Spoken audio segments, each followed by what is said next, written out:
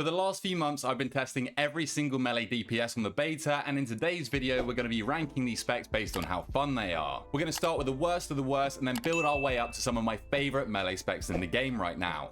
To kick things off then with the worst of the worst Melees for me is by far the Subtlety Rogue. It's unfortunate because in previous expansions I have actually really enjoyed the sub-rogue. I've always enjoyed the Shadow Dance bursty windows and I love its fantasy, but after its rework during Dragonflight, the biggest problem this spec suffers from is the sheer amount of button blow.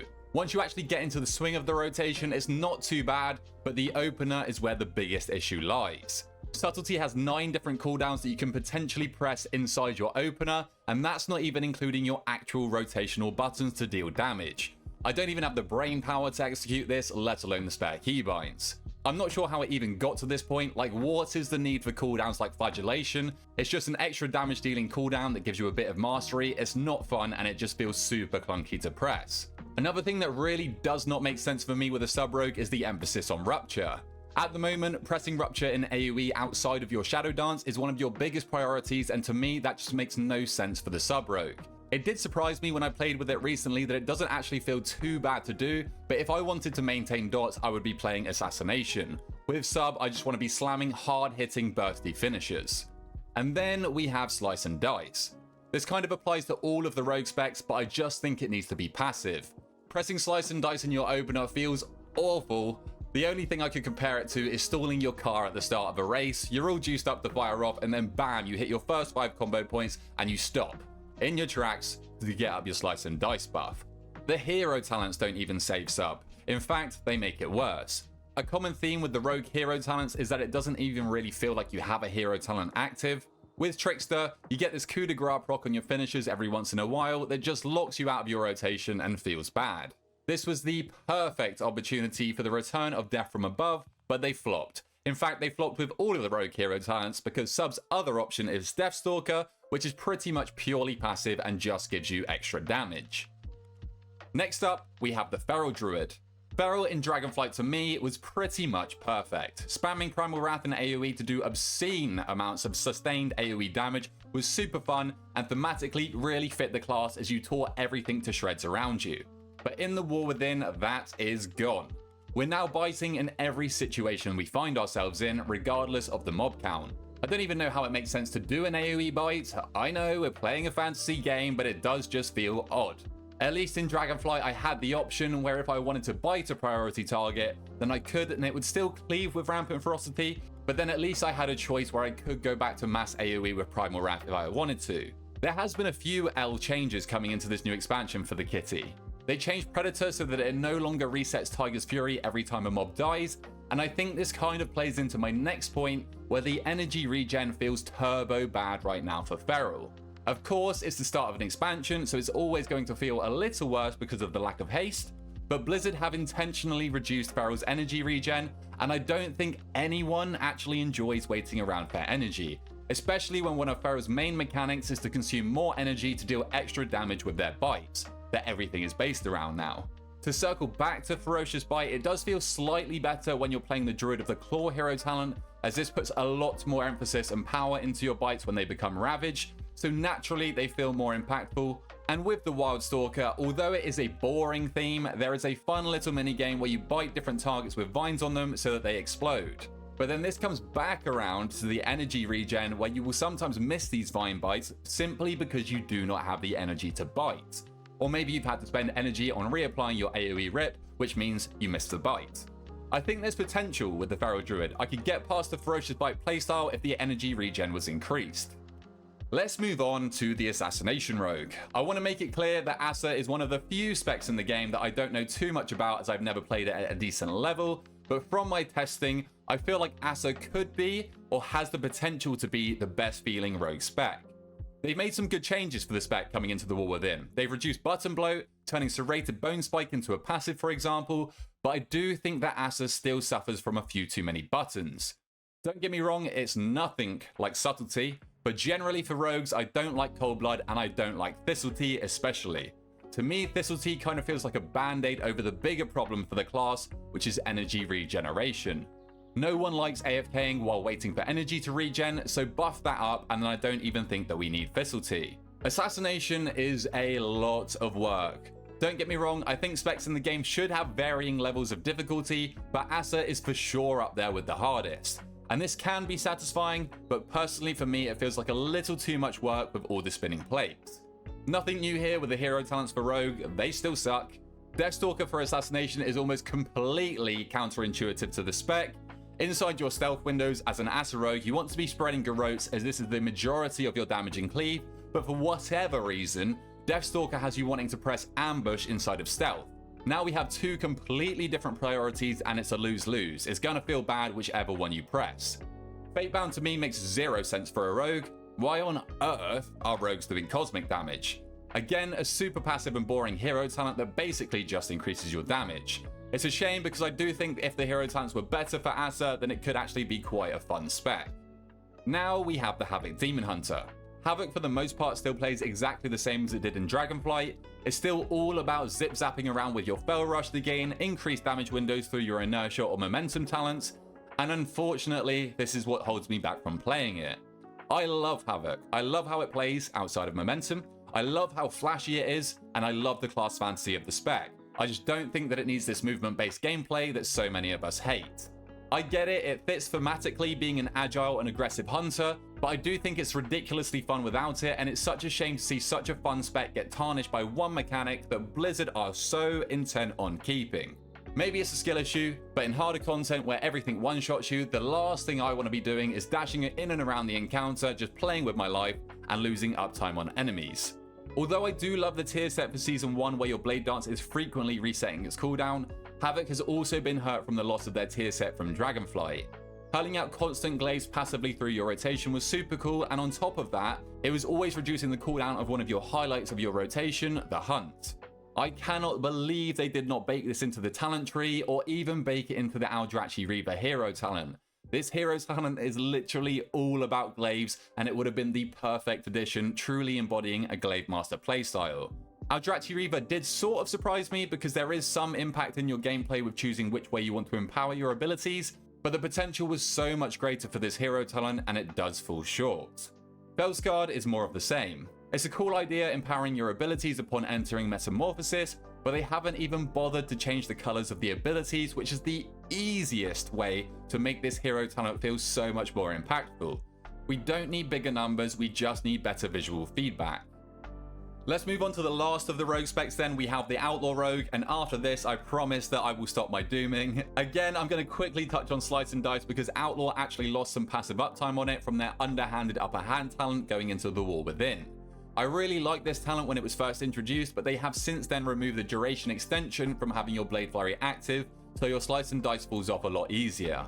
Outlaw's a tough one for me to rank because I actually really do enjoy the gameplay for the spec. It's fast paced and the playstyle is super engaging because it's always changing due to procs or roll the bones buffs, and when you proc those ace up your sleeves or 5 buffs, there's not many feelings like it in the game. Killing Spree is also an amazing talent which seems to have much more relevance in the War Within, which I think is great, especially because they added a damage reduction to it for when you inevitably teleport into poop. Where my problem lies with the Outlaw Rogue is the fact that all of the rogue specs have become entirely homogenized because they are all based around these stealth windows. So they all pretty much play the same. Outlaw to me and many others should be based around a swashbuckler playstyle where you're out of stealth slashing and shooting your enemies. Of course they can open from stealth, but they could even double down on the gunslinger archetype and have cannon fire barrages as their finishers on top of constantly whipping out their pistols. Don't get me wrong though, I do really enjoy this spec, though once again I do not enjoy the hero talents. Fatebound is the worst of the worst when it comes to the hero talents. It's entirely passive, gaining damage or stat increases that you will literally not even notice, and then Trickster locks you out of your already GCD locked rotation when you get what's meant to be your big fun button press. To be honest, I don't even think Outlaw Rogues are actually meant to talent into coup de grace right now because it's a loss of damage as it stands. That's how bad this hero talent is. Rogue hero talents need a complete rework as well as some parts of each of the specs. They're really not in a great position right now. But that is enough dooming. I honestly hate having to be that negative about these specs, but I'm just not a fan of them right now, so let's move on to some of the more fun ones. First up, we've got the new Survival Hunter. All of the Hunter specs got a complete overhaul coming into the War Within, and I feel like Survival maybe came out on top. Survival now perfectly represents exactly what the spec should feel like, with most of your damage and rotation involving throwing bombs and explosive shots to blow up the world around you, while your new talent tree is constantly reducing the cooldown of these bombs while proccing even more explosive shots. It's great. And what's even cooler is your new tip of the spear will buff your next ability. Not just your raptor or mongoose bite, so constantly through your rotation, you're weaving in these kill commands to buff up your damage. This for the most part is great and I really enjoy the weaving playstyle of it, though sometimes it does feel like maybe you get a few too many procs of everything, especially in AoE, and it does become a bit blurry with what you should be pressing. Harpoon and Aspect of the Eagle are now baseline too, a great change that makes the survival by default incredibly mobile, so you will never see downtime, and then they also did dumb down your main cooldown in Coordinated Assault. For any survival players out there, you'll know how clunky this cooldown was, and while I do think this was a good change, it is ultimately just a flat damage increase, which is kind of boring. This is heavily countered by the end of the cooldown because it gives you 3 charges of explosive shot, but this is outside of your cooldown, so you do miss the big damage amp on them. I just think there needs to be a little more work on this cooldown and we'll be there. Maybe it's linked to this lackluster main cooldown, but I don't really feel like there's a high point while playing survival. It's fun, but it's very flatline. Maybe they need to free up a talent point or two so that Fury of the Eagle is easier to grab, as I do think this ability would fill that void perfectly. Or maybe we just need to add a bit of spice to Coordinated Assault. The hero talents for survival are not great. Sentinel is the more fun of the two for sure. Reducing your main cooldown by 15 seconds when it's potentially only a 1-minute cooldown already is real nice, and it's actually quite visually appeasing as you often send out this owl to conjure a lunar storm. Pack Leader is where the survival gets let down for me. It's a super passive hero talent that had so much potential to summon loads of beasts to fight with you. How sick would that have been while you're in melee? But instead, you just gain extra damage throughout your rotation. It feels like Blizzard really missed the mark on this one. Next up, Ret Paladin. Ret's gameplay hasn't changed too much coming into the War Within.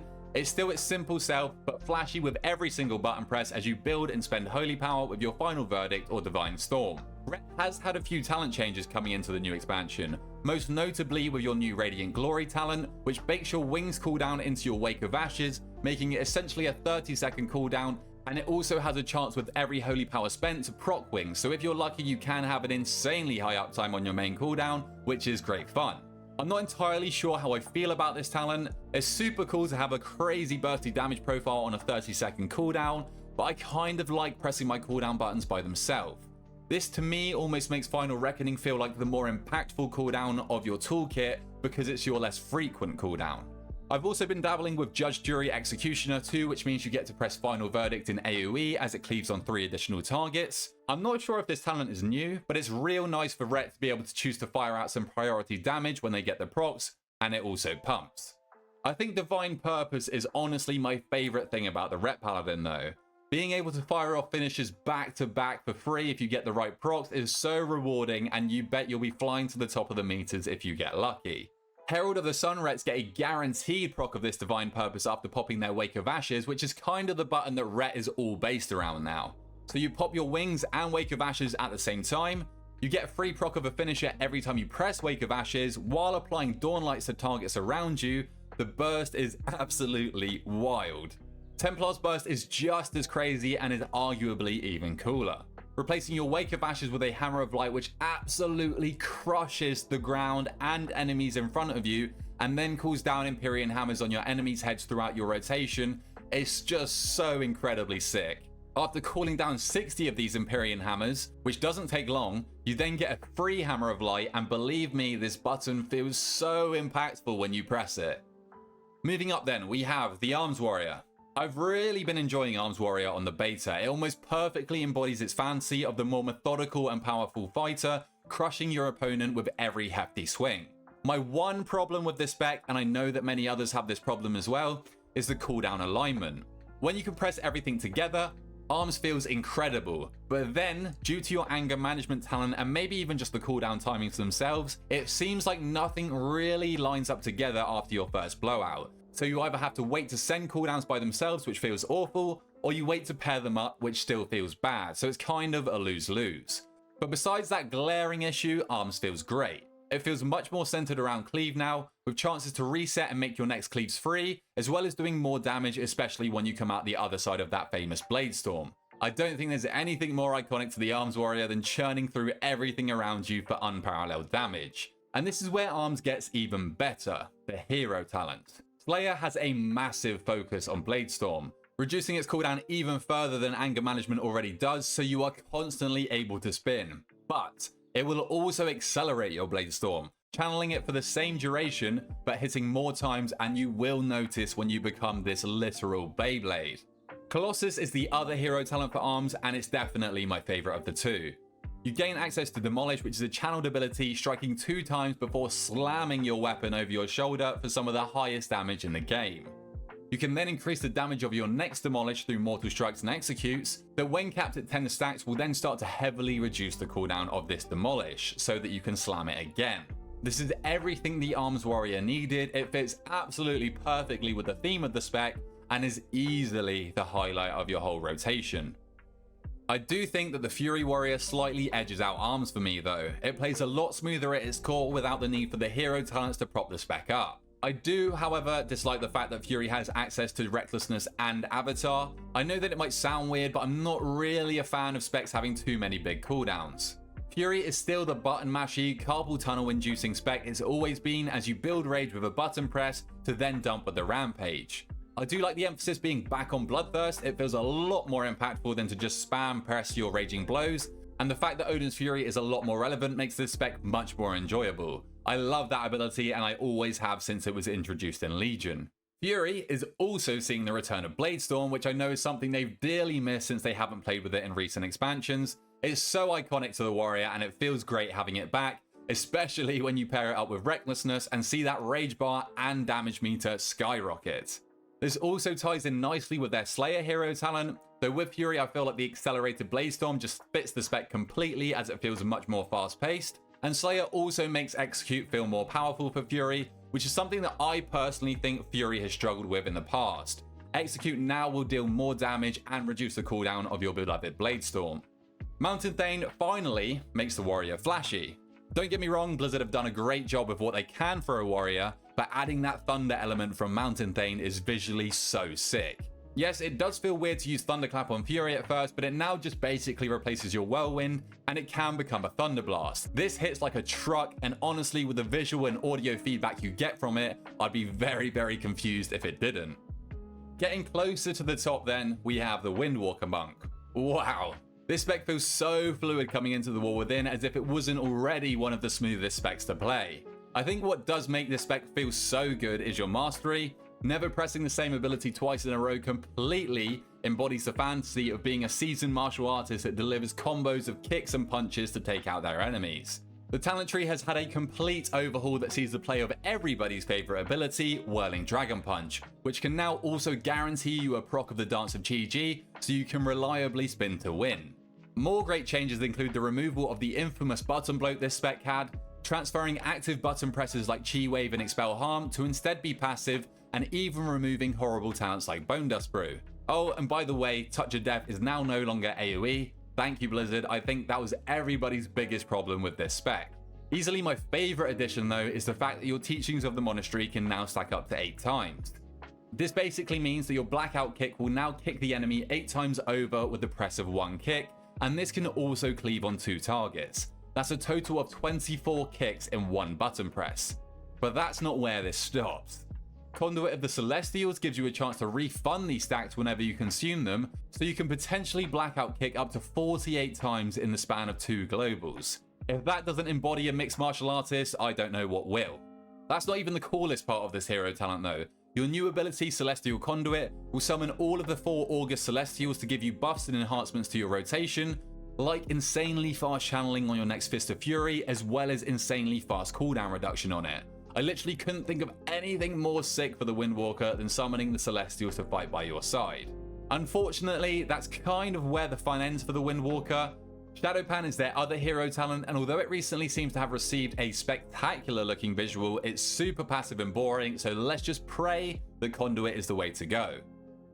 Next, we have the Frost Death Knight. I can't really decide which Death Knight spec I prefer. It's kind of a tie for both of them, but we'll start with Frost. Frost is more of the same, mashing buttons that light up for insane burst, especially during your cooldowns, It feels amazing in AoE with Rhyme procs and big obliterates trucking everything around you, though Death and Decay definitely needs to be an aura around the Death Knight and not just placed on the ground. It's the easiest change and it even fits the class fantasy-wise. It does feel slightly better with the grace period you get upon leaving your Death and Decay, but it's still definitely not enough. The only other complaint that I do have for AoE, which is definitely not as bad as it used to be, is the amount of runic power that you generate. I don't know about you guys, but when I drop my Death and Decay, I literally just want to spam obliterates for maximum cleave damage. To me, pressing Frost Strike really feels kinda lackluster. It has gotten better in the War Within with many more interactions like consuming Razor Ice stacks to explode, but it definitely doesn't feel like an impactful button press when instead I could be unleashing these monster obliterates. By far, the highlight of your rotation has to be your Frostworm's Fury. I do miss the skill expression of lining up at the end of your pillar windows for maximum strength gains, but regardless, this ability perfectly encapsulates everything a Frost DK needs to feel like. Amazing visuals, big burst, and it ties perfectly into your class fantasy with Sindragosa.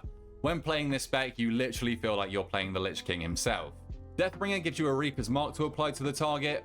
The mark is kind of whatever itself, but my god, when your next obliterates proc this gigantic Exterminate Scythe to cleave your target twice, I don't think there could be anything cooler added for the Frost DK. I've always loved the ability Frost Scythe, so to make up for never taking that, we now have this super cool proc.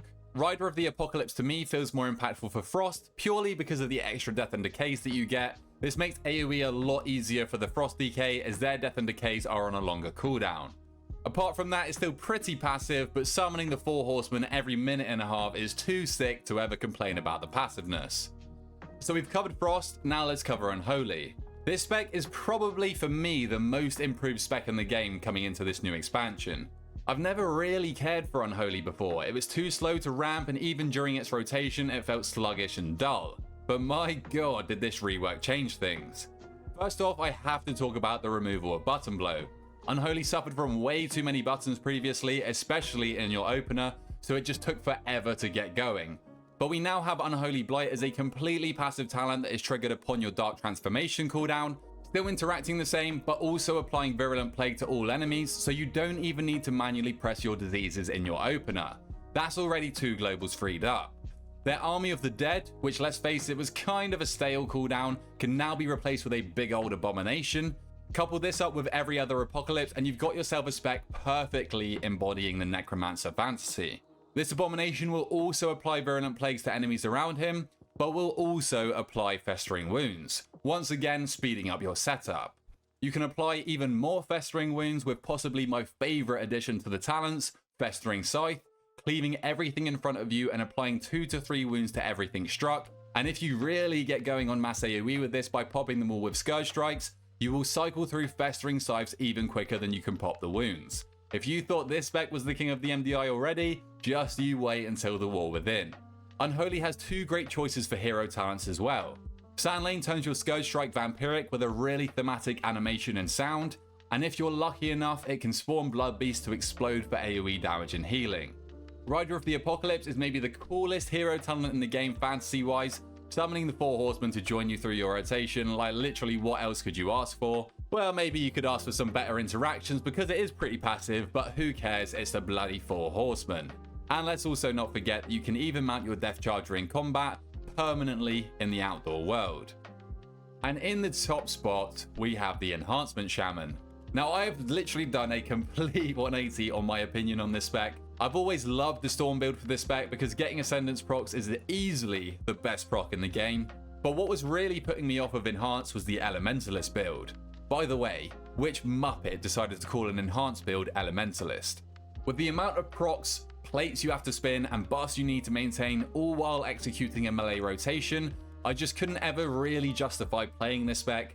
I always felt like I needed to lie down after each key, and that was with me playing like a bot. Recently though, I gave it another whirl, and I've actually fallen in love. I think a big factor for this is the fact that I dropped Ice Strike, which by the way needs to leave, and also swapped Hailstorm to pick up Fire Nova. This makes the build much less complex to play, and Fire Nova is such a fun button press that really speeds up your Maelstrom generation. It is infinitely better than Hailstorm. Another huge W for Enhance was the cooldown reduction on Primordial Wave. Getting this haste buff and big zaps more frequently is always welcome, and other welcome changes include making Feral Lunge baseline, they made Doom Winds a 1-minute cooldown, and they also gave the Chamois in general a raid buff in Sky Fury. Enhanced is in a really good spot right now, though I would say the spec is still too difficult in general, and I do think it still needs some more button pruning, but I am fully on board the Enhanced train now. The hero talents make this spec even more awesome. They are some of the best designed hero talents in the game, I reckon. Totemic really surprised me. I did not expect to enjoy a totem-based gameplay because I hate the idea of babysitting a totem and carrying it from pack to pack, but with the way that Surging Totem interacts with your whole rotation, I'm actually a big fan of this hero talent. For example, making Sundering into an AoE DPS cooldown is wicked, especially with the cooldown reduction that you get on it. Stormbringer is definitely my favourite of the two though, and it does exactly what it says on the tin. With the amount of Maelstrom weapon stacks that you're burning through, you are always proccing Tempests that hit like an absolute freight train, and the feedback you get from pressing this spell is stunning. I can't think of many button presses that feel as good as this, and it fits the theme of the spec entirely. But that's it. That is every melee DPS in the War Within ranked on how fun they are. In the coming days, I'll be releasing a video ranking the ranged on how fun they are, so make sure that you subscribe for that one. And if you did enjoy this video, then please feel free to drop a like down below. And until next time, I'll catch you guys later.